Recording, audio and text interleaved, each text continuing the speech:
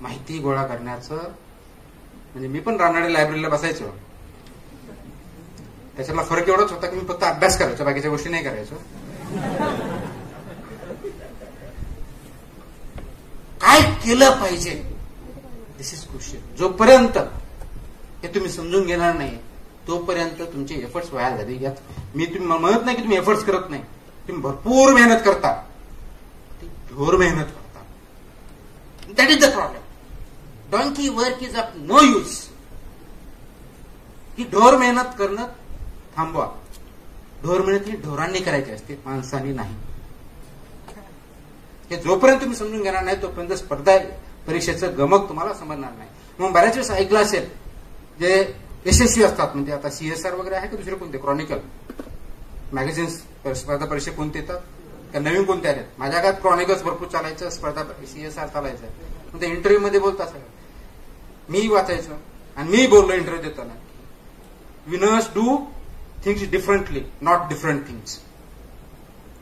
Winners do things differently, not different things. ते वेगळ्या गोष्टी करत नाही, पण त्याच गोष्टी वेगळेपणाने करतात. हा विनर होतो, त्याचा हा मध्ये होतो. म्हणजे नेमकं काय, एक्झॅक्टली दिस. ते फक्त माहिती गोळा करण्याच्या पाठीमागं वळत नाही. तुम्ही ग्रॅज्युएशन केलंय, पुस्तक वाचलेत, प्रिलिम्सची परीक्षा दिली, पास झाला, याचा अर्थ मिनिमम रिक्वायर्ड इन्फॉर्मेशन तुमच्यापर्यंत आहे. याचा दुसरा अर्थ असा काढू नका की तुम्हाला माहिती घ्यायचीच नाही, किंवा नॉलेज गोळा करायची नाही. बिलकुल नाही. फक्त त्याच्या पाठीमागं लागू नका, त्याच्या पाठीमागे. कारण उत्तरामध्ये depending on the nature of the question, माहितीसाठी फक्त 15% ते 35% एवढेच मार्क्स. माहितीसाठी फक्त 15% ते 35% एवढेच मार्क्स असतात. म्हणजे काय होतं की तुम्हाला सांगितलं बॉडीचं वर्णन करा, तुमच्या शरीराच्या वर्णन करा. आता किंवा तुम्हाला झालं 5 सेन्सेस आपण ज्याला म्हणतो, 5 सेन्सेस बद्दल लिहा. तुम्ही फक्त 2 सेन्सेस लिहिता, 3 बद्दल लिहितच नाही. तसं उत्तराच्या बाबतीत असं होतं की उत्तराचे फक्त 2 पार्ट लिहिता. आणि सर्वात डिफिकल्ट जो क्वेश्चन असतो, क्रिटिकल एक्झामिन वगैरे जो, त्याचे 9 पार्ट्स असतात उत्तरचे.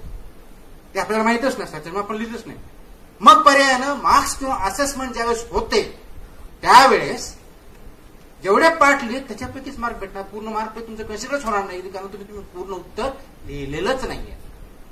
तसंच इंटरव्ह्यूच्या बाबतीत जो प्रश्न विचारला जातो त्या प्रश्नामध्ये कधी 2, कधी 3, कधी 4, कधी 1 असे पार्ट्स असतात. ते पण अंडरस्टँड करत नाही आणि लिहिलं 1857चा उठाव म्हटलं की आपल्याला एवढं मला माहिती असला प्रश्न, 1857च्या उठावाचे कारण काढतोस वगैरे वगैरे. अरे काय विचारलं ते तर बघा अगोदर.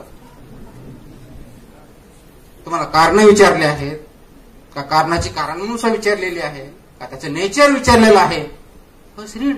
मी कारण विचारलं तरी उत्तर तेच लिहितो, कारण मुळाचं विचारलं तरी उत्तर तेच लिहितो, नेचर विचारलं तरी उत्तर तेच लिहितो.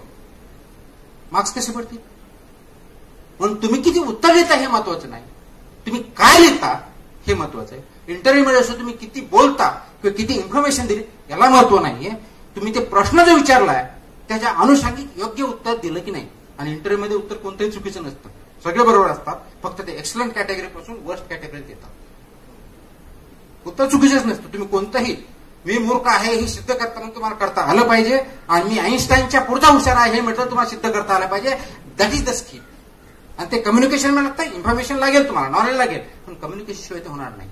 आणि communication only can be done through language. That is the prime requirement. म्हणून तुमची जी लँग्वेज आहे, जे कोणतं मीडियम आहे, मीडियम बार नाहीये, तुम्ही कोणतेही मीडियम घ्या, इंग्लिश घ्या, मराठी घ्या, हिंदी घ्या, तुम्हाला जे योग्य वाटतं ते घ्या, परंतु इफेक्टिव्ह लँग्वेज यूज करता आली पाहिजे. कमीत कमी शब्दामध्ये जास्तीत जास्त उत्तर लिहिता आलं पाहिजे, उत्तर देता आलं पाहिजे. Then you start writing better answers. म्हणून पहिलं, जर तुम्हाला काही स्पर्धा परीक्षेमध्ये तयारी करायची असेल तर पहिली गोष्ट हे करा की आपली लँग्वेज इफेक्टिव्ह कशी वापरता येईल यासाठी विचार करता. आणि म्हणून आपल्याला ज्यावेळेस वक्तृत्व स्पर्धा होते त्यावेळेस त्या वक्तृत्व स्पर्धेमध्ये इन्फॉर्मेशनला किती मार्क असतात? नाही, तुम्ही फ्रेजेस कोणत्या वापरता, इफेक्टिव्ह लँग्वेज कशा वापरता, फेशियल एक्सप्रेशन काय आहे, या सगळ्या गोष्टी मॅटर करतात. Then he or she becomes the winner who has all the characteristics of communicating what she wants or he wants to communicate with the audience आणि एक्झामिनर्स. म्हणून ते इफेक्टिव्ह होतं. असं नाही की सर्वात जास्त नॉलेजेबल पर्सन डिबेटमध्ये पहिला येतो असं नाही. आणि बऱ्याच वेळेस बघितलं असेल की परीक्षेमध्ये पहिला येणारा विद्यार्थी नॉट नेसेसरी डिबेटमध्ये काही पहिला येताना बघितलं असेल, कारण त्याच्या कदाचित रायटिंग स्किल चांगल्या असतील, ओरल स्किल चांगल्या नसतील. आणि स्पर्धा परीक्षेमध्ये मला दोन्ही स्किल महत्वाचे आहेत. का? त्याचं कारण असं आहे की ज्यावेळेस तुम्ही त्या पदावरती जाता त्यावेळेस लिहिता पण व्यवस्थित आलं पाहिजे आणि बोलता पण व्यवस्थित आलं पाहिजे. That is the reason. लोकांशी संवाद साधताना मला शासनाच्या पॉलिसीज काय आहेत ते व्यवस्थित समजून सांगता आलं पाहिजे. मला वरिष्ठांची कम्युनिकेशन करताना रायटिंग मध्ये मला करता पण आलं पाहिजे. SMS पाठवायला तर नेमका SMS कसा लिहायचा हे सुद्धा मला कळलं पाहिजे. That is also skill. That is a skill required. Email कसा लिहायचा, पत्राचे 100 प्रकार असतात. म्हणजे डिओ लेटर वेगळं असतं, इन्फॉर्मल लेटर वेगळं असतं, हे आपल्याला माहित पाहिजे. आपण परीक्षा तयारी करताना वाचत असतो, पण लिहून बघितलं का कधी? एक डिओ लेटर आपल्या HODला किंवा प्रिन्सिपलला लिहून बघा, मग आपल्याला कळलं की एक नाही, एक विचार 2 दिवसांनी अरे हे किती चुकतोय. That's where this communication is very important. म्हणून कम्युनिकेशन, लँग्वेज या दोन्ही बाबीवर तुम्हाला लक्ष केंद्रित करावं लागेल. हा जरा पहिले 2 मुद्दे हे चॅलेंजेस सांगतो. आणि पर्टिक्युलरली ग्रामीण भागातून ज्यांचं शिक्षण हे ग्रामीण भाग, मी ग्रामीण भाग यासाठी म्हणत नाहीये की ग्रामीण भागामध्ये काही कमी आहे. तिथली कलेक्च्युअल किंवा बोलीभाषा जी असते ती वेगळ्या स्वरूपाची असते. आपली फॉर्मल लँग्वेज जी असते त्याच्यामुळे ती व्होकॅबलरी, ते फ्रेजेस नसतात, ते तुम्हाला आत्मसात करावे लागतील आणि ते तुमच्या रायटिंगमध्ये किंवा स्पीचमध्ये यावे लागतील. आणि हे करण्यासाठी आपण आता जे लिहितो ते लिहिताना किंवा आपण जे मित्राबरोबर होत असो, आईवडिलाबरोबर बोलत असो, शिक्षकाबरोबर बोलतो त्यावेळेस ती लँग्वेज वापरली पाहिजे. Then and then it will improve your language and communication. The moment you start with this, next question स्पर्धा परीक्षेच्या दृष्टिकोनातून हा माझ्यासमोर येतो की मी विषय कोणते घ्यायचे. ऑप्शनल बऱ्यापैकी विचारला जातो, मी पब्लिक ऍडमिनिस्ट्रेशन घ्यायचं, सोशियोलॉजी घ्यायचं का, मेडिसिन घ्यायचं का, इंजिनिअरिंग घ्यायचं. मग ह्या विषयाला जास्त स्कोअर भेटतो म्हणून तो मी घ्यायचा पॉप्युलर. मी पण माझ्या काळात होतं की पब्लिक ऍडमिनिस्ट्रेशन खूप जास्त स्कोरिंग आहे, किंवा आता मॅथमॅटिक्सला 100% मार्क भेटतात, मग मॅथमॅटिक्सवर मी स्पर्धा कशी करणार, हिस्ट्री कसं होणार, हाही प्रश्न आहे. दुसऱ्याला किती मार्क भेटतात किंवा कोणत्या विषयाला किती मार्क भेटतात यावरती कधीही जाऊ नका. कारण तुम्ही आता 800 विद्यार्थी असं गृहीत धरला आणि तुम्हाला म्हणलं मॅथ्सला खूप चांगले मार्क पडतात, घ्या. घेणार का तुम्ही? घेऊ शकत नाही.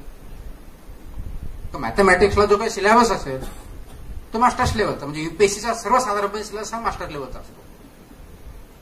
किंवा तुम्ही इंजिनिअरिंग केलंय आणि तुम्हाला सांगितलं की मेडिकल सायन्स घ्या, नाही घेऊ शकणार. तुम्हाला अभ्यासाला वेळ लागेल, असं नाही की तुम्ही घेऊ शकत नाही, but you will require time. मेडिसिनचा तुम्हाला अभ्यास करावा लागेल, बेसिक पुस्तक वाचावं लागतील, मग तुमची स्पर्धा त्या डॉक्टरांबरोबर असेल, किंवा तुम्हाला सांगितलं की नाही मेकॅनिकल इंजिनिअरिंग हा ऑप्शन घ्या, नाही होऊ शकणार. येस, करायचं तर मेकॅनिकल इंजिनिअरिंग पूर्ण तुम्हाला अभ्यास अगदी स्टार्टपासून एंडपर्यंत करावा लागेल, त्यावेळेस तुम्ही घेऊ शकता. बंदी कुठेही घातलेली नाहीये. पण स्पर्धा परीक्षेमध्ये कोणताही विषय स्कोरिंग किंवा नॉन स्कोरिंग असा असत नसतो. हिस्ट्रीमध्ये विद्यार्थी तुम्हाला 400 मार्क, म्हणजे आता किती 500 मार्क आहेत ना, अगोदर 600 होते, त्यावेळेस हिस्ट्रीमध्ये 600 पैकी 400 मार्क घेणारे विद्यार्थी आहेत आणि मॅथ्समध्ये 50 मार्क पण घेणारे विद्यार्थी आहेत. त्याच्यामुळे विषय स्कोरिंग कोणता हा प्रश्न अत्यंत चुकीचा आहे. तो स्कोर का होतो याच्यावरती विचार केला पाहिजे. मॅथमॅटिक्सच्या विद्यार्थ्याला 600 पैकी 550 मार्क पडले तर का पडले हा महत्वाचा आहे. ते हिस्ट्रीवाला पडू शकतात का? Answer is yes. हिस्ट्री विषयाला सुद्धा तेवढे मार्क पडले जाऊ शकतात, पॉलिटिकल सायन्सला पडले जाऊ शकतात, इकॉनॉमिक्सला पडले जाऊ शकतात, आणि पडलेले उदाहरणं आहेत. त्यांना एक्झाम मध्ये जी रिक्वायरमेंट आहे ती जोपर्यंत तुम्ही अंडरस्टँड करणार नाही तोपर्यंत विषय. पण आता एकच ऑप्शनल आता आहे म्हणून तो ऑप्शनलचा जो 2 होते त्याच्या 1 केला. जनरल स्टडीज आणि बाकीचे पेपर वाढले त्याच्या पाठीमागची कारण मीमांसाती आहे की एकाला ऍडव्हान्टेज नको, दोन्हीचे काहीतरी लॉस करून वगैरे याच्यावरती खूप डिबेट चालला, त्याला काही अर्थ राहिलेला नाही. एक ऑप्शनल तुम्ही घेऊ शकता कारण तुमच्या ग्रॅज्युएशन मध्ये केलाच आहे, होपफुली त्याच्यामधला घ्यावा. असं अपेक्षित आहे, कारण तुम्ही काहीतरी बेसिक त्याचा अभ्यास केला असेल हे गृहीत धरलेलं जातं. पण इट डझंट बार की तुम्हाला इंटरेस्ट करत दुसऱ्या विषयात असेल, कारण ग्रॅज्युएशन मध्ये विषय चूज करताना आपण खूप प्रिसाइसली चूज करतो, अशातला एक भाग नाही. आई वडिलांचं सांगणं असेल, मित्रांचं असेल, शिक्षकांचं असेल, आपल्याला वाटत असेल म्हणून आपण करत असू. कदाचित 2-3 वर्षात तुमच्या इंटरेस्ट चेंज झाला असेल, कोणता दुसरा विषय आवडत असेल तो तुम्ही घेऊ शकता. फक्त गरज आहे ती स्पर्धा परीक्षा या दृष्टिकोनातून बघण्याची. प्लीज अंडरस्टँड, इट इज परीक्षा, एक्झामिनेशन. त्याचा अर्थ काय? त्याचा अर्थ आहे की तुम्हाला एक्झामिन केलं जात आहे. स्पर्धा 2 मिनिटासाठी बघा, एक्झामिन केलं जात आहे. आता तुम्हाला कशातून एक्झामिन केलं जात आहे? लेखी किंवा तोंडी. म्हणजे तुम्ही काय जे प्रश्न आहे त्याचे उत्तर कसे देते याच्यामधून एक्झामिन केलं जात आहे. तुम्ही दिसता कसे, चालता कसे, बोलता कसे, हे इंटरव्ह्यूचा थोडाफार भाग असू शकतो, रिटर्न मध्ये तोही असू शकत नाही.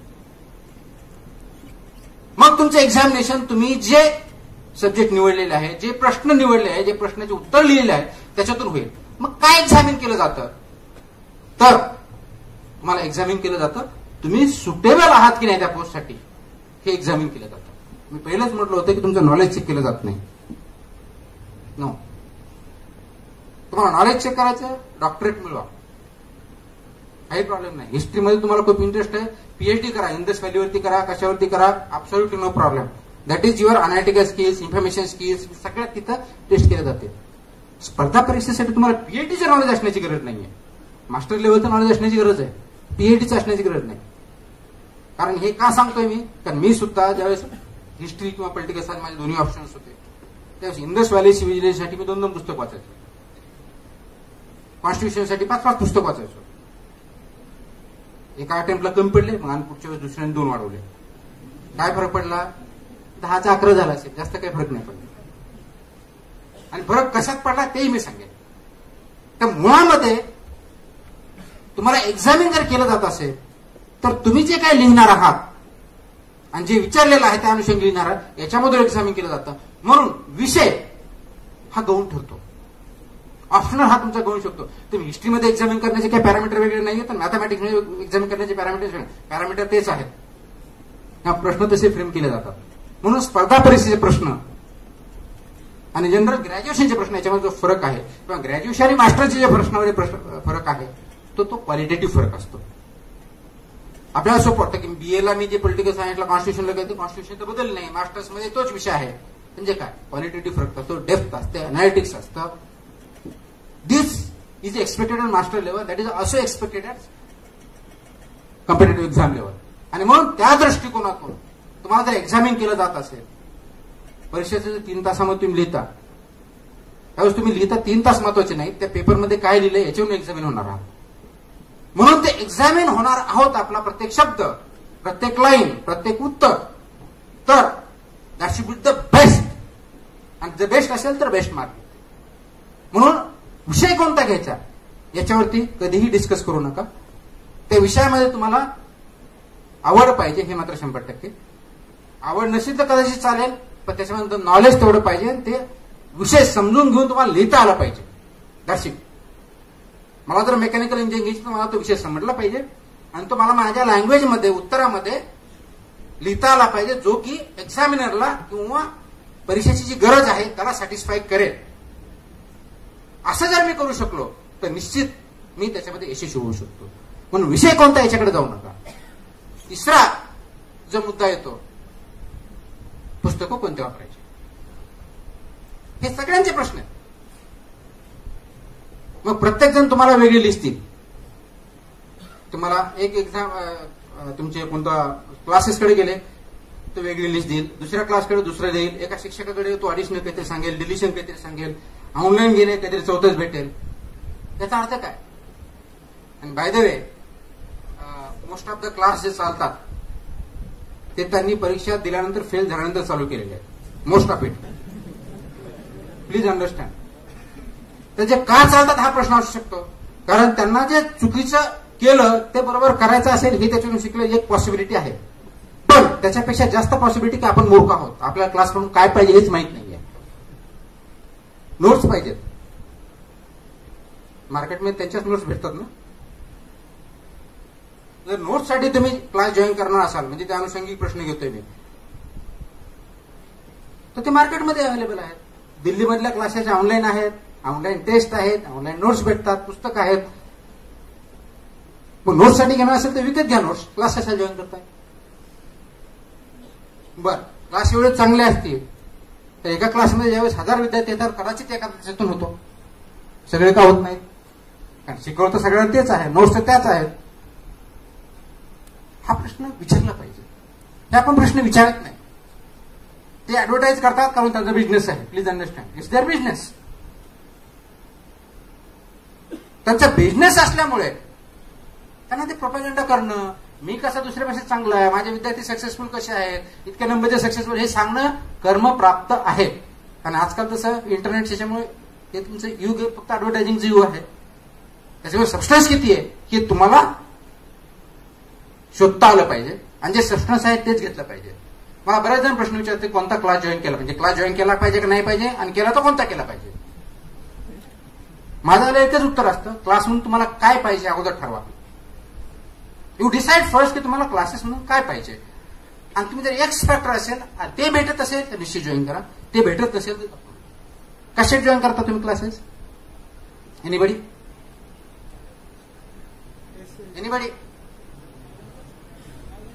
गायडन्स भेटतं का? तिथे जर भेटलं असतं तर कदाचित माझं लेक्चर इथे ठेवण्याची गरज नसती पडली.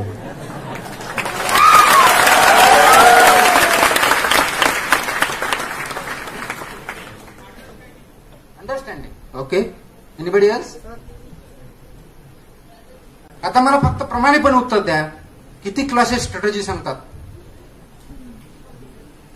येस? नाही, ते सोडून दे, त्यांचा प्रश्न. तुमचं विचारलं, त्यांना कशासाठी करायचं चालू करायचं हा त्यांना माहिती, त्यांना पैसा कमवायचाच आहे. आणि सगळेच क्लासेस फक्त पैशासाठीच करतात असंही माझं म्हणणं नाही. चांगला उद्देश पण असणारे आहेत, असं नाही की नाही. प्लॅनिंग किती करून देतात? बरं, प्लॅनिंग क्लासेसचं करता का तुमचं करता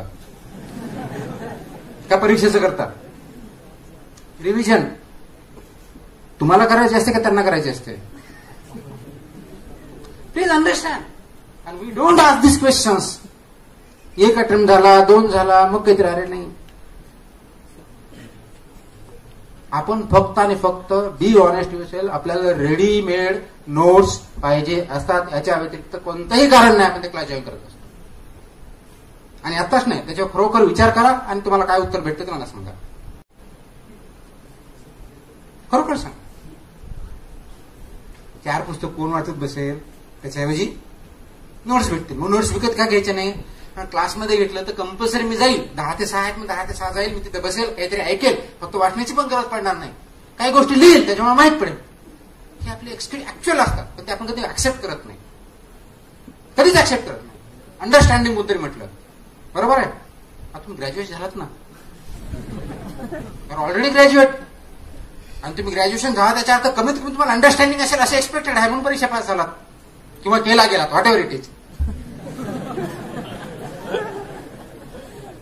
पण it is assumed at graduation level, म्हणून तो क्वालिफिकेशन ठेवतो. तुम्हाला अंडरस्टँडिंग आहे म्हणून ते क्वालिफिकेशन ग्रॅज्युएशन ठेवलेलं आहे, 12वी तसंच नाही ठेवलेलं. मग पर्पज काय तुमचा क्लास जाण्याचा किंवा जॉईन करण्याचा किंवा हा प्रश्न मला विचारण्याचा? खूप जण प्रश्न विचारतात. याचा अर्थ मी कोणताच क्लास जॉईन केला नाही का? मीही केला. फायदा काही झाला नाही. केला मी थोड्या काळासाठी केला, व्हॉट एव्हर इट, 2-3 महिन्यासाठी केला. फायदा काय नाही. फायदा झाला कशाचा? SIC मी होतो. मोस्ट ऑफ आम्ही डिस्कस करत होतो. SIC आपली मुंबईत जी राज्य शासनाची इन्स्टिट्यूट आहे, state institute for administrative careers, तिथे शिकवून फायदा. तिथे क्लासेस जास्त होतच नाही, पण ग्रुप वर्क म्हणून फायदा त्याचा. काय ग्रुप वर्क? अगेन याचं उत्तर काय असेल डिस्कस करतो. प्रश्न कसे विचारले जातात दिसतो. स्ट्रॅटेजी अभ्यास कसा केला पाहिजे, 2 पेपर मधला गॅप किती, सगळ्या गोष्टी, किंवा कोणी क्लासेस करून असतात त्याचा ऑल थिंग्स ग्रुप वर्क म्हणतात. याचा आता ग्रुप वर्कच केलं पाहिजे असंही नाही. प्रत्येकाची अभ्यास करण्याची पद्धती ही वेगळी असते. मी म्हणजे तुम्ही नाही, तुम्ही म्हणजे मी नाही. मला करायची नोट्स काढावं लागते, कोणाला फक्त वाचून समजत असेल. मला उत्तर लिहायचं असेल, तुम्हाला फक्त डोक्यात चालू असेल. Difference from individual to individual. त्याच्यामुळे कोणाला कॉपी किंवा इमिटेट करण्याचा बिलकुल प्रयत्न करू नका, नेव्हर. पण एम्युलेट डेफिनेटली करा, इमिटेट करू नका. कारण मी जे लँग्वेज वापरणार आहे, मी जे पुस्तक असेल, माझे जे नॉलेज असेल, माझी जी स्टाईल असेल, ती दुसरी कोणाची आवश्यकत नाही. कारण प्रत्येक जण युनिक आहे या जगामध्ये, प्रत्येक जण युनिक आहे. तर माझं स्ट्रेंथ काय हे अगोदर तुम्हाला ओळखावं लागेल. म्हणून क्लासेस कोणते जॉईन करणं हा प्रश्न कधीही विचारू नका. पर्पज काय आहे प्रश्न विचारा. याच्या अनुषंगाने आपला लँग्वेजचा इश्यू झाला, कम्युनिकेशनचा झाला, विषय कोणता घ्यायचा झाला, क्लासेस जॉईन कोणता करायचा किंवा नाही झाला, किती अटेंड द्यायचे आणि कधी सुरू करायचं हा एक प्रश्न. हे तुम्हाला मी बेसिक वाटत असेल, पण याच्यानंतर मी एक वेळ झाल्यानंतर मग त्याच्या मात कशी करायची हेही सांगेल. कधी सुरू करा तर राईट टाइम इज नाव. तुम्ही 10वीला असा, 12वीला असा, ग्रॅज्युएशनला असा, पण कमीत कमी ग्रॅज्युएशन नंतर तयारी करू नका. सुरुवात at least you decide during graduation time. समजा केलंच नसेल तर ज्या दिवशी विचार केला त्या दिवशी सारासार विचार करा. एका दिवसात विचार डिसिजन घेऊ नका. सारासार विचार करा, माझ्याकडे किती वेळ आहे, इतक्या दिवसात मी हे करू शकतो का, माझी फायनान्शियल पोझिशन माझ्या कुटुंबाची किती आहे, हे नाही केलं, सक्सेस नाही आलं तर माझ्याकडे ऑल्टरनेटिव्ह काय आहे. मग ऑल्टरनेटिव्ह जो असेल त्याच्यामध्ये मी आनंदी राहणार आहे का माझ्या जीवनभर नाही राहणार आहे. हे जे प्रश्न आहेत हे तुम्हाला विचारावं लागतील आणि स्वतःला विचारावं लागतील. कदाचित तुमच्या आईवडिलाबरोबर, जवळच्या मित्राबरोबर, शिक्षकाबरोबर डिस्कस करावं लागतील आणि ते उत्तर शोधावं लागेल. तुम्हाला याचं उत्तर दुसरं कोणीही देऊ शकत नाही. It has to be your answer, nobody else. Absolutely तुमचा आन्सर पाहिजे, त्याच्यामुळे दुसरा कोणीही असू शकत नाही. म्हणून कधी सुरू करावं तर राईट टाइम इज नाव, पण त्याला टाइम लिमिट ठेवा. Please, my humble request to everybody, 10 वर्षाचा प्लॅन बनवू नका, 5 इयर प्लॅन बनवू नका. कधी काय होता तो नयासातला भाग नाहीये. Times have changed. वेळ बदललेला आहे आणि n number of opportunities are there. N number, फक्त ते आपल्याला माहित नाही आपला प्रॉब्लेम तिथे, किंवा त्या ऑपॉर्च्युनिटीमध्ये आपल्याला प्रयत्न करायचे नाही, त्या दिशेनं जायचं नाहीये, हा आपला प्रॉब्लेम आहे. फक्त युपीएससी किंवा आयएएस, आयपीएस किंवा डेप्युटी कलेक्टर, डीवायएसपी म्हणजे जग नाहीये. आणि 15 वर्षाच्या नोकरीनंतर सांगतोय मी.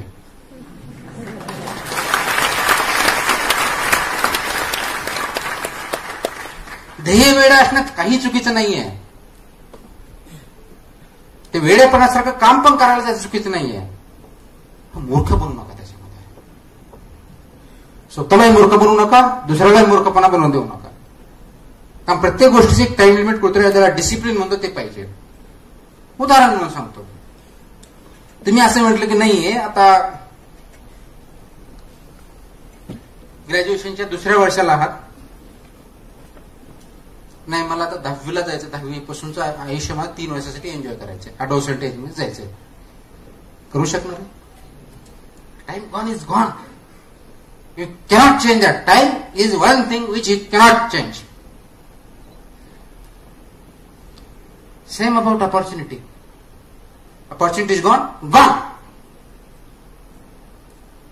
You have to love, come out very with flying colors. की what is the next possible or next best thing for me, हे मी विचार केला पाहिजे. माझं उदाहरण देऊन सांगतो. 96 ग्रॅज्युएशन, 97 ला अटेम्प्ट दिला, प्रिलिम पास, मेन्स नापास. 98 प्रिलिम पास, मेन्स नापास. 99 prelim pass, mains pass, selection नाही. विचार केला नाही, आता काहीतरी विचार केला पाहिजे. 3 अटेम्प्ट गेला. मीनवाईल एका एमए केलेलं होतं. बाय द वे एमए ला राज्यशास्त्र होतं माझं, बीएलाही राज्यशास्त्र होतं.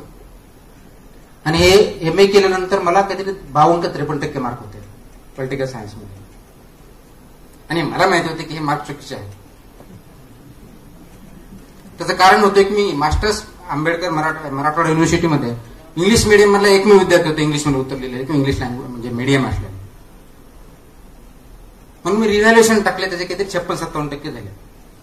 आणि म्हणून 2000ला काहीतरी मी नेट जेआरएफ ची परीक्षा दिली आणि त्याच्यामध्ये जेआरएफ भेटली. दिस इज हा एका बाजूला झालं. आणि 99ला इकडं अटेम्प्टला 99च्या अटेम्प्टमध्ये येऊ नको की 2000 म्हणजे एक वर्ष परीक्षा असली पुढच्या वर्षी फायनल मे मध्ये येतो. मग विचार केला की नाही आता सिक्युरिटी पाहिजे. 3 अटेम्प्ट नंतर सिक्युरिटी पाहिजे, ते पहिल्या दिवसापासून पाहिजे. आपण त्याच्यामध्ये रिस्क पण घेतली पाहिजे, पण कॅल्क्युलेट रिस्क पाहिजे. म्हटलं आपण एक एमपीएससीचा अटेम्प्ट घेऊ. मग एमपीएससी मध्ये एक पोस्ट घेऊ आणि मग परत हा अटेम्प्ट घेऊ. म्हणून मी एमपीएससीची परीक्षा 2001 ती दिली. त्याला 2003 डिसेंबरच्या आसपास किती रिझल्ट आला. म्हणून जो गॅप दिसतो ना माझा, तो त्याचा गॅप आहे. मग मीनवाईल प्रिलिम्स दिली. म्हटलं मेन्स कधी होईल त्यावेळेस काय भरोसा नव्हता. आता मला टाइम टेबल आहे की नाही माहित नाही, बऱ्यापैकी सेटल झालेला असावा असा माझा अंदाज आहे. मग हे जेआरएफ झालेलं होतं, पीएचडी पण चालू केली. पुणे विद्यापीठात पीएचडी करत होतो. जेआरएफ मध्ये किती 5,000 रुपये भेटायचे त्यावेळेस. त्याच्यामुळं आपला जो एक गुण असतो घरून पैसे मागायचे नाही, तो एक बऱ्यापैकी इगो सॅटिस्फाय झालेला होता की नाही आता मी घरून पैसे मागणार नाही.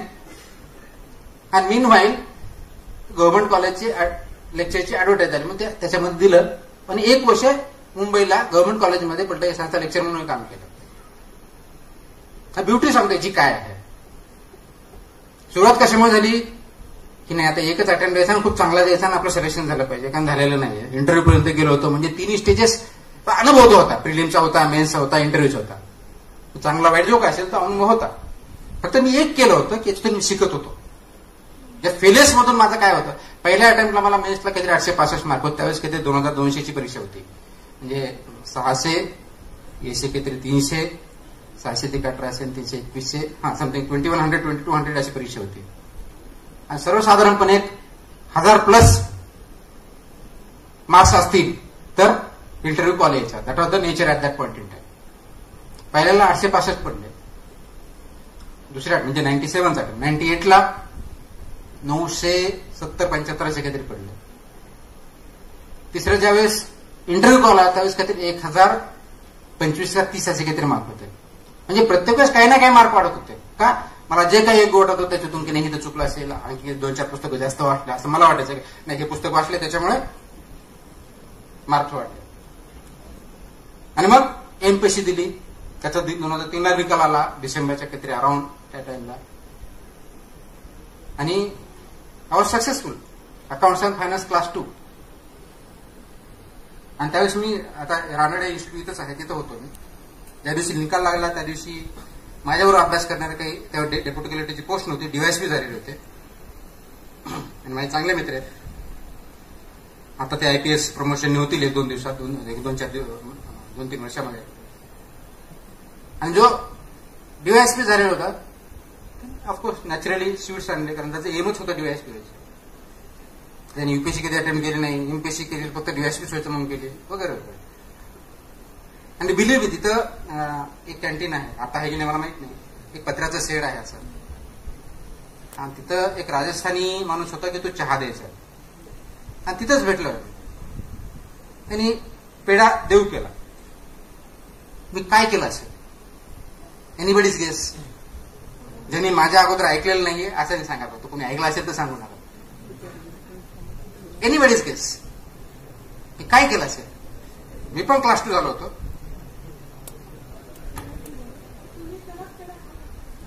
नाही असं नाही केलं. ते नॅचरल आलं. असं नाही केलं. एनिबडी काय नाही. मी शुभेच्छा पण नाही दिल्या.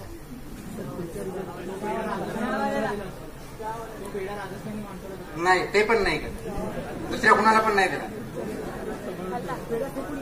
सॉरी नाही, पेढा फेकून पण दिला नाही. तो जवळपास आहे पण फेकून पण नाही दिला. लिसन मी आउट नाव. मी काय म्हटलं त्यांना, म्हणलं तुझा पेढा तुझ्या जवळच ठेव. तू मॅनेज करून परीक्षा पास झालास आणि पहिला किंवा जो काही रँक आली ती आलेली आहे. आणि एक लक्षात ठेव, तुला मी सल्यूट करायला लावल्याशिवाय राहणार नाही. That was my next.